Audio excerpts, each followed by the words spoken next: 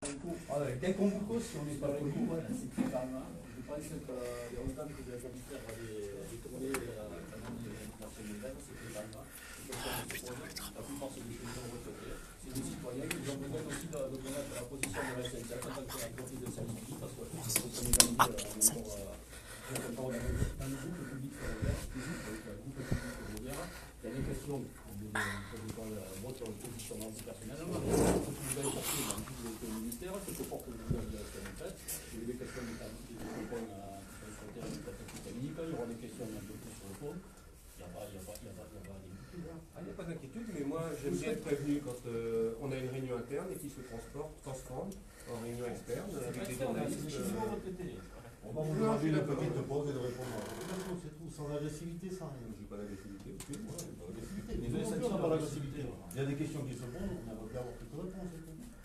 Vous pouvez faire une interruption de séance. Je le ferai avec les collègues cheminots, mais pas avec l'externe.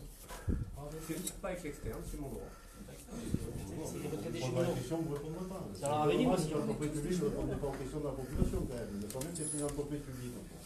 C'est toujours une entreprise publique, non? Il y a une problématique avec le gouvernement d'entreprise publique par rapport à des circulations de frais physiques de la réalité. Donc, vous représentez qui? Ça, c'est quelqu'un. Pardon, là, c'est vrai. Je suis désolé.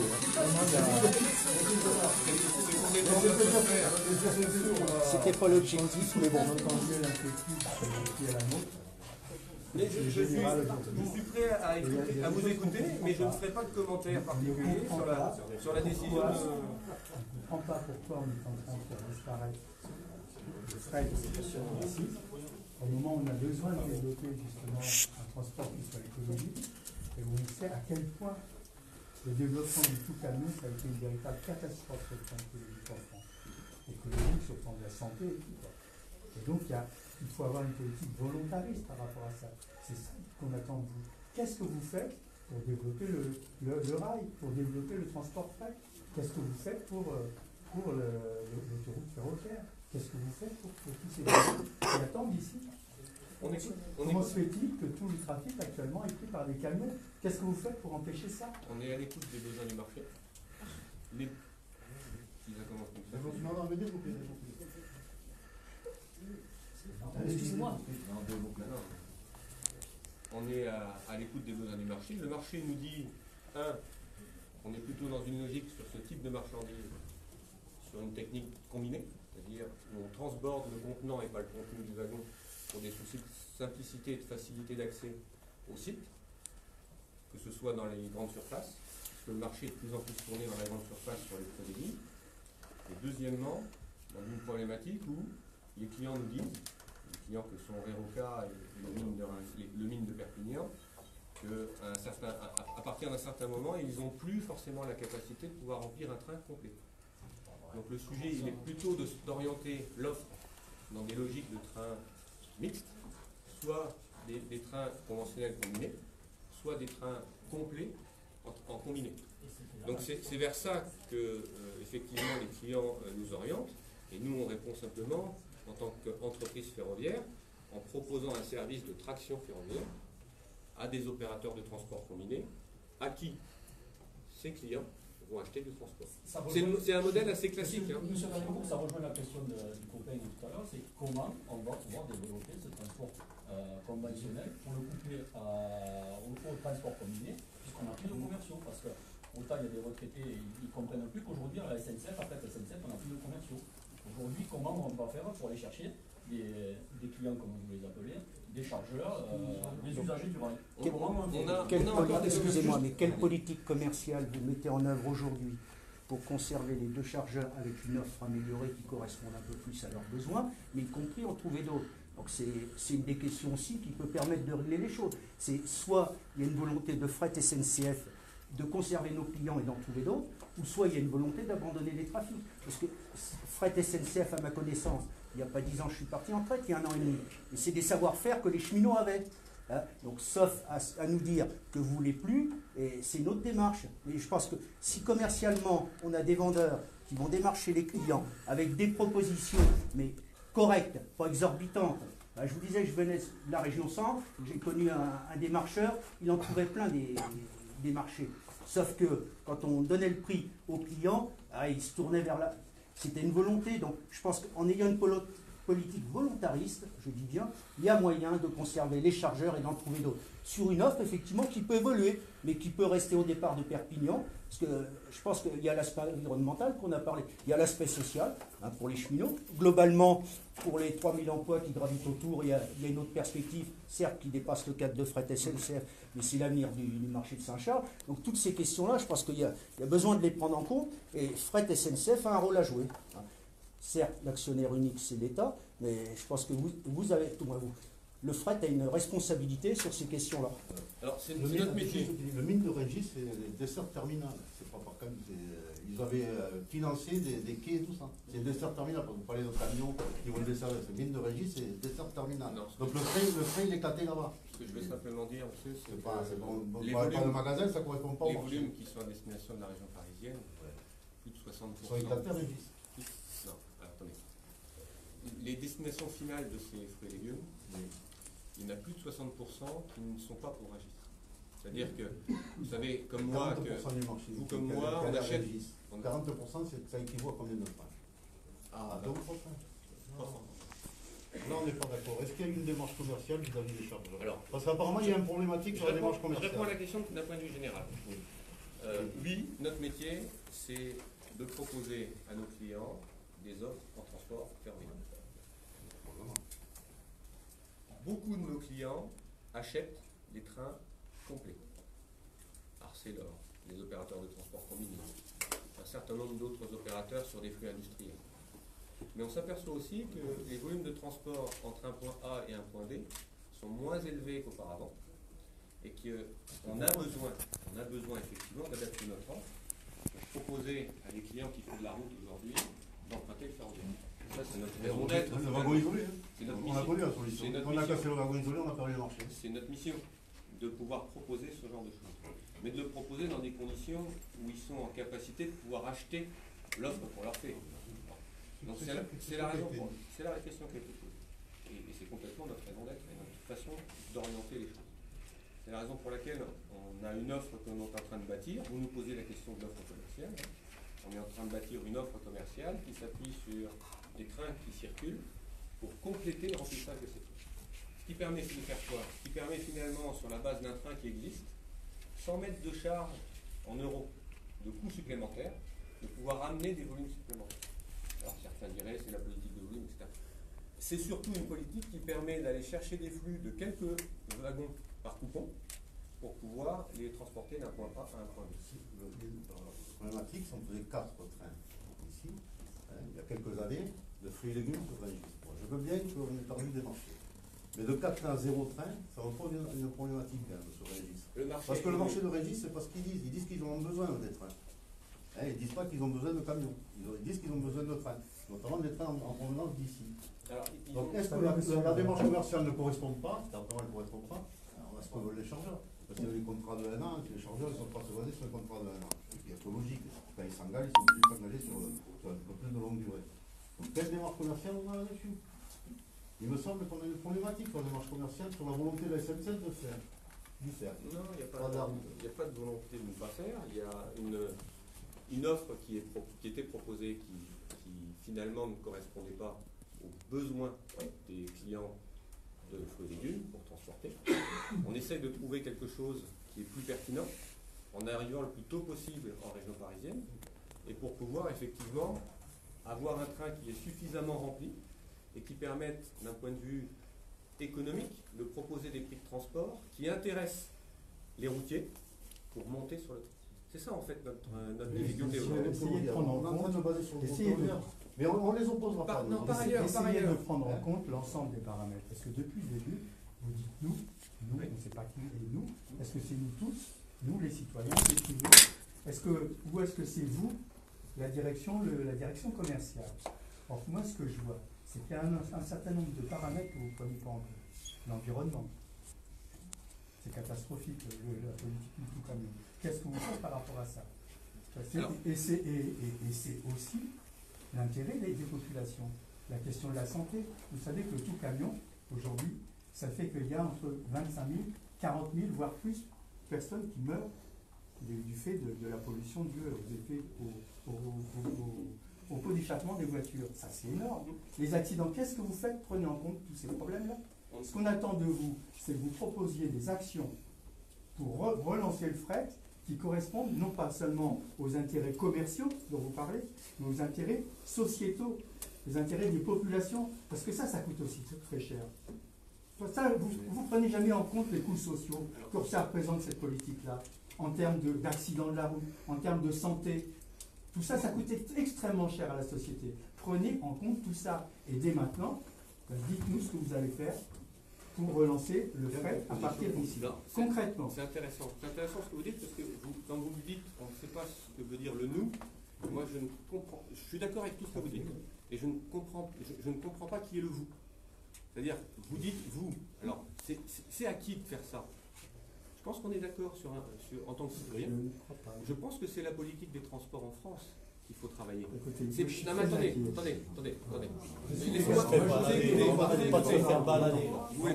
soyons concrets. Moi, je suis mécano en retraite. Je suis catalan, mais comme beaucoup, j'ai été travailler dans le Nord, j'ai été mécano à Sotteville-Léron. Sotteville-Léron, c'était un dépôt marchandises. Aujourd'hui, ce dépôt, il est cassé. Il y a 300 locomotives qui sont en train de rouler. Et partout, on peut voir ça, la même chose partout. Il y a une politique concertée pour casser le fret. Et ça, c'est extrêmement grave. Et là, maintenant, c'est la goutte d'eau qui fait déborder le vase. Ce qui est en train de passer ici. Est-ce que vous allez continuer à faire déplacer ce train qui est conventionnel? Est-ce que vous allez rester opérateur de cette liaison? Oui ou non? Parce que d'après ce qu'on a vu dans la presse, c'est que là, les déclarations que vous avez faites, c'est que vous ne serez plus opérateur. Que vous renvoyez ça peut-être à des filiales, peut-être les vôtres, peut-être à d'autres. Donc la question est, est-ce que oui ou non, ce train conventionnel le 1er novembre, va-t-il circuler ou pas? La question, elle est simple. Là-dessus, est-ce que ce train-là, la fret SNCF, va s'en occuper ou pas? Est-ce qu'il va le faire circuler? Est-ce qu'il est encore responsable de cette liaison-là, oui ou non? Finalement, c'est ça qui fait. Oui. Parce que tout tourne autour de ça. On cherche à savoir. C'est pas la politique. Est-ce que c'est fret SNCF qu'il faut garder ou pas? Parce qu'on a appris qu'apparemment, il y aurait peut-être des travaux de maintenance sur une quarantaine de wagons. Est-ce que oui ou non? Est-ce que vous faites, c'est quoi, un audit dessus? Ce que vous avez été engagé à faire au mois de juillet d'ailleurs. Est-ce que c'est ça que vous faites ou est-ce que vraiment vous allez les réparer pour qu'ils puissent continuer à circuler? Alors, elle est là aussi ma question. Dans votre question, qui est bonne, il y en a deux. Il y a deux. Dans vos questions, finalement, il y a plein de choses qui dépassent notre rayon d'action. Vous comprenez bien? Genre, le sujet des wagons. Le sujet des wagons, c'est quelque chose qui est dans les mains d'Hermesa, qui est en train de regarder pour répondre à votre question. Donc, qui est en train effectivement de regarder quels seraient les travaux nécessaires pour prolonger la durée de vie. Quels seraient les travaux nécessaires pour prolonger la durée de vie, et de voir dans quelle mesure on saurait sauver une partie du parc pour pouvoir le réexploiter à partir du mois de mai. Nous, on les a, les délais, si vous voulez. Donc ça, c'est en train d'être regardé. Je peux vous les donner, si vous voulez. C'est en train d'être regardé. Nous, on les a, hein. Avec les dates pour chaque wagon, avec le numéro du wagon. On sait exactement ce qu'il y a à faire dessus. Ça pourrait être très vite. Et ils savent maintenant, très concrètement et très clairement, ce qu'il y a à faire sur chacun des wagons. Ils sont en train de regarder précisément quel wagon ils s'imagineraient remettre en maintenance. Apparemment, les G12, ils seraient aussi sous le coup de la maintenance. Est-ce que c'est vrai ou pas? Mais alors là, c'est pareil. Parce que là, du coup, je me pose quand la question. on propose une offre à un client, d'autant plus qu'aujourd'hui, on est regardé de près, il faut proposer un service qui correspond à son besoin.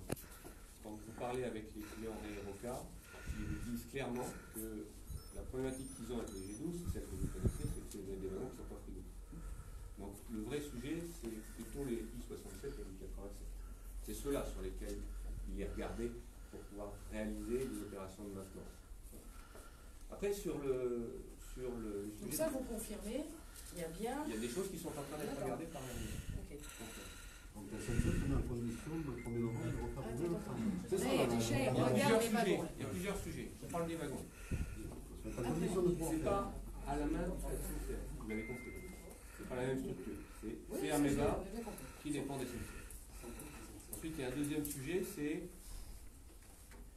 on nous fait dire qu'on se désengage du flux Perpignan-Rungis. On nous fait dire. Ce qui a été dit lors de cette réunion avec le ministère, c'est simplement ce que j'expliquais tout à l'heure aux collègues, avant que vous arriviez, c'est les différents métiers qui existent entre le chargeur et le client final. Entre le chargeur et le client final, il y a ce qu'on appelle des transporteurs qui choisissent le mode de transport. Mais souvent, ces transporteurs, ils n'ont pas suffisamment de trains, ils n'ont pas suffisamment de marchandises pour pouvoir acheter un train entier. Donc souvent, ces transporteurs, ils font appel à des opérateurs. Les opérateurs qui sont soit les opérateurs de transport combinés, soit les commissionnaires de transport. Et les commissionnaires de transport, ils choisissent le mode de transport le plus approprié pour acheminer la marchandise d'un point A à un point B. Et des fois, ils choisissent d'acheter un train entier entre ces deux points, en faisant une logique de groupage. Ils groupent la marchandise que monsieur propose, que monsieur propose, etc. Alors je croyais que c'était. Et, attendez, c'était wagons isolés, que c'était fini. Je vais au bout. Et cet opérateur de transport, il achète à cette SNCF des trains entiers. C'est le modèle sur lequel on est sur le transport combiné. Et ces opérateurs de transport sont nos clients. Et ils nous achètent des trains entiers. C'est nos vacances, c'est Cracovie. Si on va à l'étranger, c'est son Ubercaire, c'est une traque en Suisse, c'est Chemat en Italie, etc. Voilà comment ça se passe. Et en fait, ces opérateurs de transport achètent de la traction ferroviaire à SNCF. Et là, dans ce milieu-là, dans ce contexte-là, nous sommes tractionnaires ferroviaires. Et c'est dans ce modèle-là que nous nous positionnons effectivement sur le trafic de fruits et légumes, qui pourrait être complété, puisque les volumes ne sont pas suffisants pour faire un train entier, avec d'autres volumes, par le biais d'un opérateur qui serait entre les chargeurs et Fret SNCF. Ouais, mais par contre, ce système, on peut dire qu'il est en train de s'écrouler, parce que le fret ferroviaire est en train de s'écrouler. Alors, donc ce système ne marche pas. Justement, maintenant... Depuis le temps qu'on est parti à ce système, on a perdu combien de parts de marché au niveau ferroviaire? Alors, sur le transport combiné, on va parler de transport combiné. On a perdu plein Eugène, il n'a pas répondu à ma question sur le 1er novembre. On va y revenir. Sur le conventionnel 1er novembre, mais ça serait bien qu'on aille droit dans le... Sur le transport combiné, on développe des business, soit par l'intermédiaire du transport de caisses mobiles. C'est notamment le cas des flux internationaux qui traversent la France, entre l'Allemagne et l'Espagne, soit par le biais des autoroutes ferroviaires. Donc là, on ne peut pas reprocher à la SNCF, là, le groupe SNCF, de ne pas s'investir dans le transport de camions sur les trains. Alors il se trouve qu'il y en a d'autres qui le font, juste ici, on les voit.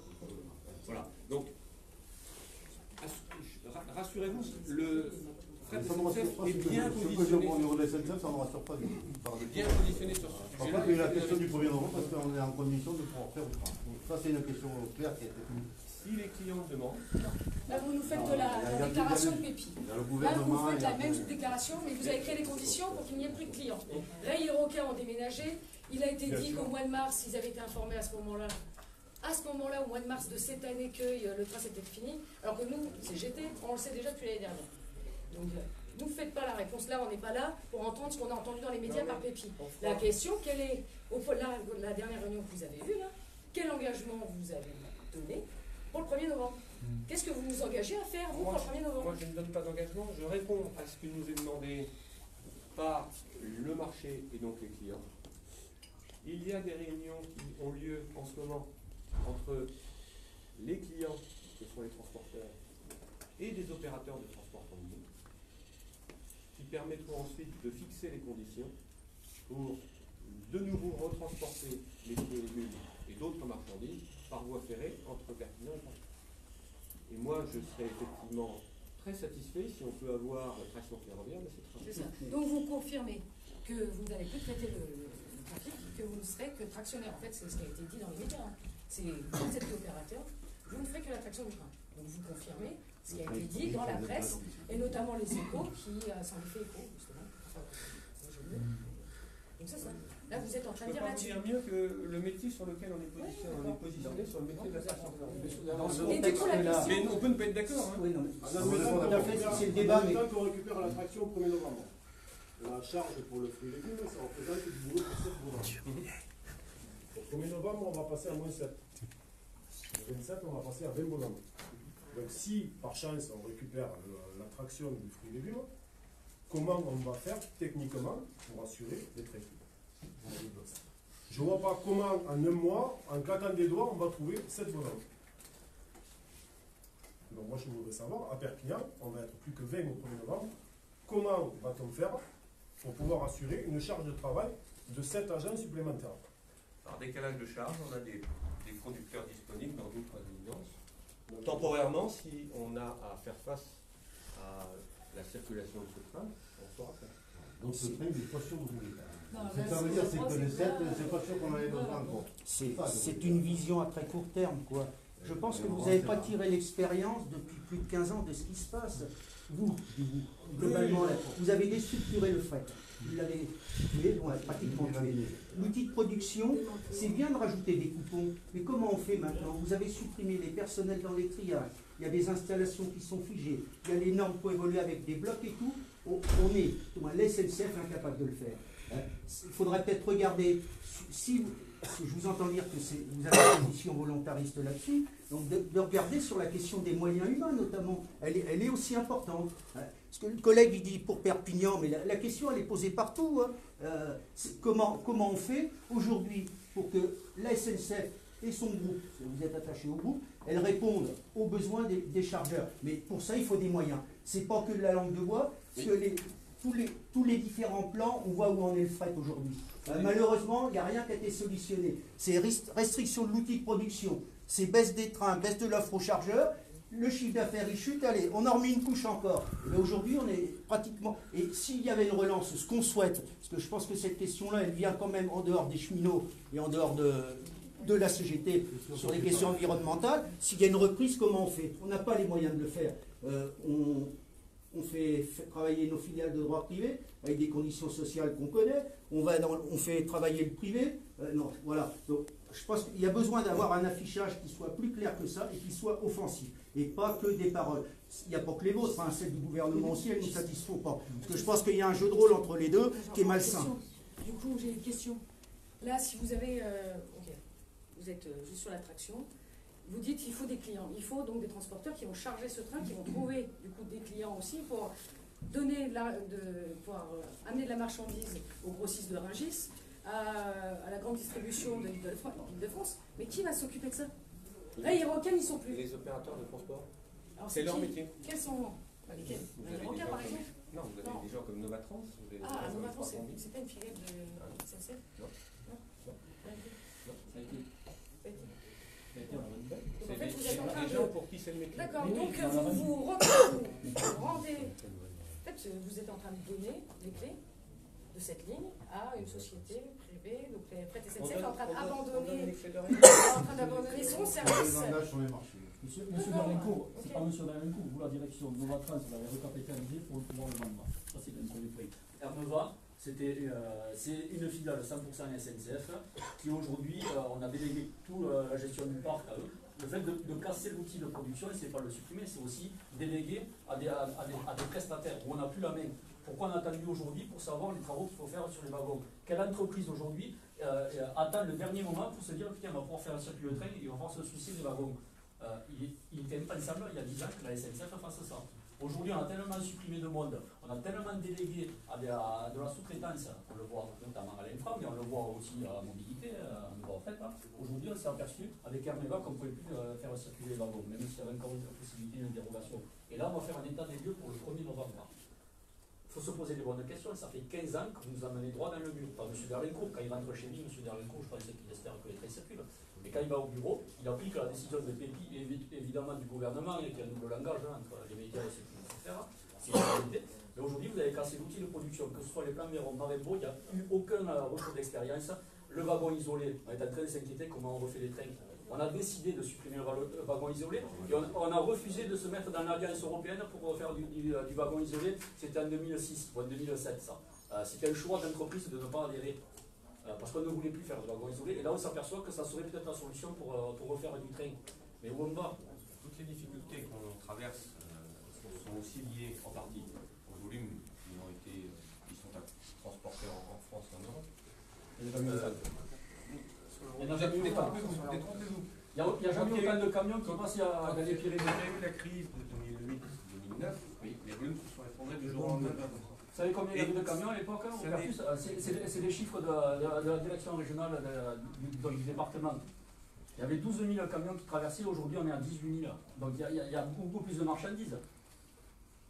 Et les volumes qui étaient transportés par tous les modes avant 2008, on vient simplement de les retrouver maintenant. Oui, maintenant. Et nous on est passé à combien? Avec des volumes beaucoup moins importants ligne par ligne, qui posent des problèmes effectivement de groupage et qui posent des problèmes de pertinence d'achat de train complet.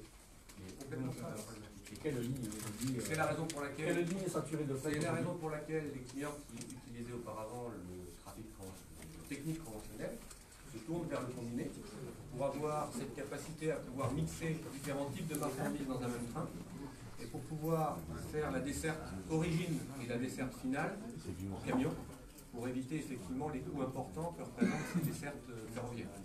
C'est ça en fait vers quoi s'oriente un marché. Ils n'ont plus le choix, on n'a plus cette offre de wagons isolés. C'est un choix que l'entreprise a fait, évidemment avec le gouvernement. Et c'est un choix, donc ne dites pas qu'il n'y a pas d'autre solution. Aujourd'hui c'est un choix. Et ce choix il pourrait nous sauver sur tous les trafics qu'il y a aujourd'hui à Saint-Charles. Vous avez fermé tous les triages. Excusez-moi, il y a 40 wagons, je reviens sur mon conventionnel, là, parce que nous, ça fait 3 ans qu'on est là-dessus, ici, dans le département, parce que les conséquences, elles sont graves pour nous. Peut-être que vous, de Clichy, là-haut, ça ne vous porte pas tellement à cœur, mais nous, à Perpignan, c'est 3 000 et 6 000 emplois indirects sur une ligne qui potentiellement s'arrêterait, qui pourrait gravement nous mettre en difficulté. Donc la question, que j'ai perdu le fil du coup, parce que à force de vous entendre, la question, vous avez 40 wagons qui sont soi-disant en révision, là, ou en tout cas on va regarder ce qu'on peut faire, ça c'est un repas, très bien. Il y en a 82 dans le parc. Il en fallait à peu près 82, peut-être un peu moins pour qu'ils puissent faire la rotation et la circulation. Donc la question c'est les autres wagons, est-ce qu'ils sont aptes à circuler ou ils ne sont pas ou vous ne savez pas? Et puis à la limite au 1er novembre, vous allez nous dire, il n'y aura que 40 wagons qui sont en capacité de circuler. Ah oui, on ne peut pas faire la rotation parce qu'on a encore 30 wagons. Alors le 40, c'est vous qui le donnez. Alors combien alors? Moi, je n'ai pas donné de chiffres. Vous ne savez pas? Vous pouvez nous dire ou... C'est des sujets qui sont en train d'être regardés par un débat. Va confirmer le chiffre de 40. Je pense que assez rapidement, puisque à la prochaine réunion ministérielle qui a lieu lundi de la semaine prochaine, on y va un petit peu plus clair. On saura si c'est 40, c'est 60 ou 80. Donc aujourd'hui, je ne peux pas vous dire. Aujourd'hui, c'est encore en train d'être regardé. Je pense que ce qui est regardé aussi, c'est la capacité que les sites de maintenance ont pour pouvoir en remettre tout ou partie en état pour être prêt au moment donné. Les sites de maintenance que vous avez démontrés aussi depuis des années, il y a moins en moins de personnel. Pas dessus d'un coup, en fait, mais aujourd'hui, la position du fret, ça a fait que les sites de maintenance, Non, on parle des wagons questionnés. Alors, il est vrai qu'on avait des problèmes effectivement d'exploitation avec ces wagons, mais pas tant dû au fait qu'on n'assurait pas la maintenance, c'est dû au fait qu'ils vieillissent et qu'ils commencent à être vétustes, vous le savez bien. Ils sont vétustes à la fois sur l'infrastructure, mais aussi sur la superstructure, puisqu'il y a quelques sujets de... On les regarder ou on a fait d'autres. Mais moi, je voulais savoir s'il y a une démarche commerciale par rapport au train traditionnel, elle est faite ou pas, ou on est toujours sur le combiné, sur le combiné, sur le combiné. Parce qu'à un moment, c'est important de le savoir, ça. Si c'est les chargeurs qui ne veulent plus faire du train traditionnel, ou c'est les SNCF qui ne veulent plus en faire. C'est le marché qui évolue. Le marché, c'est bien, mais il y a une démarche commerciale de fret SNCF ou pas sur le train traditionnel. Le marché évolue et une démarche commerciale, c'est pas une démarche commerciale, les volumes. Parce que la démarche terminale que vous racontez avec les camions, sur Régis, c'est pas ça. Ça, ça part. Pour aller dans les grandes non, mais pour Régis, ils sont demandeurs d'avoir un train qui rentre. C'est pas des camions, un train. Le marché s'adapte. Moi, je veux savoir la démarche commerciale de fret SNCF, si elle existe ou pas. Ou si elle est orientée uniquement sur combiné. Elle est orientée sur... Combiné, j'ai entendu dire, mais ça fait des années qu'on nous vacciné avec le combiné. Elle est orientée on ne vaccine pas sur le wagon isolé. Elle est orientée sur les flux industriels, en navette. Elle est orientée sur le trafic combiné, qui par principe est en navette également. Elle est orientée sur la base de ce socle de train, sur aller chercher des volumes auprès des routiers et des chargeurs pour basculer en mode ferroviaire. Avec l'offre dont on parlait tout à l'heure sur les coupons. Donc il y a une protection qui est faite autour de ça. On est à Saint-Charles. Il y a plein de démarches là maintenant pour réinverser. au-delà du matériel. T'es où? Le bon, le problème du matériel. On sait faire, et on a du personnel pour ça. C'est de pouvoir se positionner Ok. Par contre, il faut qu'il y ait une conversion pour savoir si c'est les chargeurs qui veulent prendre, si c'est leur fête SNCF. Ok. Parce que les échos qu'on a, c'est pas SNCF qui n'est pas du tout Non, intéressé non. par ce conventionnel. Moi, je ne m'opposerai pas, je ne dirais pas que c'est les chargeurs. Moi, je suis Allez. prestataire de Ouais. service. Moi, je suis prestataire de service. Dans le discours depuis tout à l'heure, c'est que les combinés. En tant que prestataire de service, on se positionne sur des axes et sur des flux qui permettent d'assurer quelque chose de robuste et de pertinent pour le client. Pertinent pour le client, c'est de pouvoir faire quelque chose qui est de qualité avec des prix qui permettent de se battre contre la route. Je dis bien contre la route. Et il y a certains axes, malheureusement, où vous avez de la marchandise dans un sens, mais vous en avez moins ou plus difficilement dans un autre. Les recherches quand même de marché. Donc,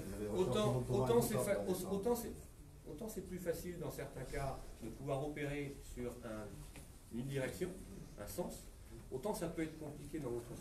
Donc il faut vraiment qu'on se positionne sur des axes et sur des flux sur lesquels on a la possibilité de faire les deux.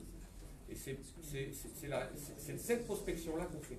Et aujourd'hui, il est vrai que c'est difficile de remplir des flux de la région parisienne jusqu'à Perpignan, vous le savez aussi bien que nous.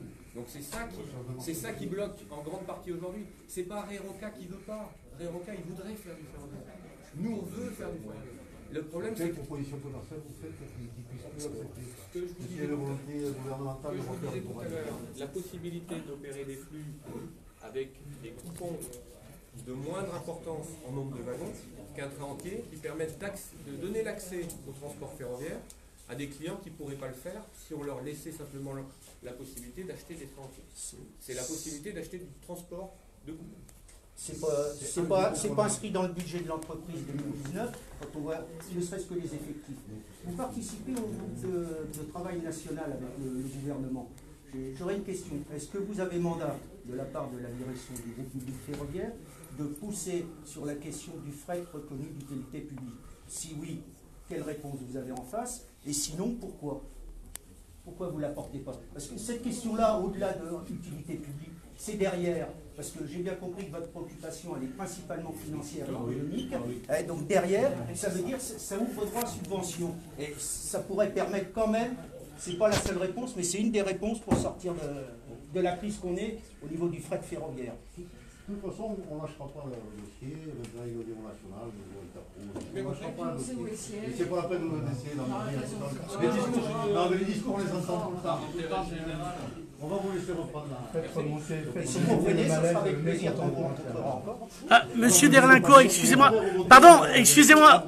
Monsieur Derlincourt, une dernière question. Finalement, votre positionnement par rapport au marché, ça sert à quoi vous soyez service public?